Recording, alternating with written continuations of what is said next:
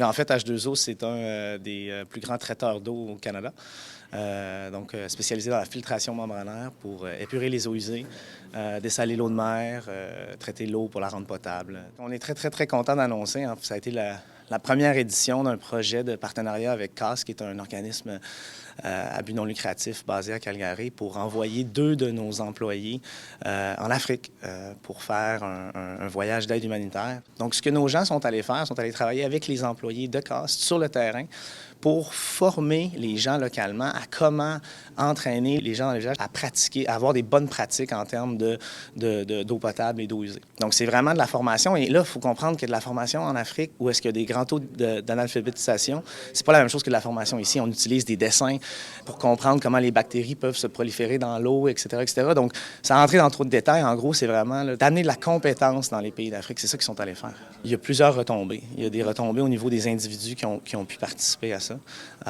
Il y a des retombées au niveau de l'organisme non-profit. Eux ont reçu donc de l'argent, ils ont reçu de l'expertise, ils ont reçu du temps de chez nous. Donc, ça, c'est chez eux.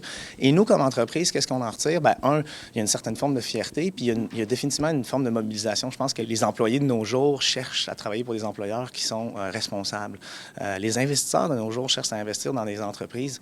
On parle beaucoup d'investissement responsable, d'investissement en ESG, donc où est-ce qu'il y a des facteurs environnementaux, sociaux et de bonne gouvernance qui sont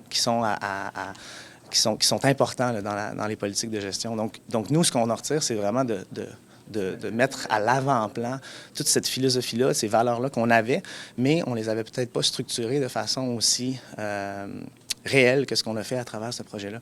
Donc, nous, ce qu'on en retire, c'est de se redéfinir un petit peu comme entreprise et d'attirer de la main-d'œuvre qualifiée, parce que, comme je l'ai dit, la main-d'œuvre cherche à travailler pour des employeurs qui ont ces politiques-là en place.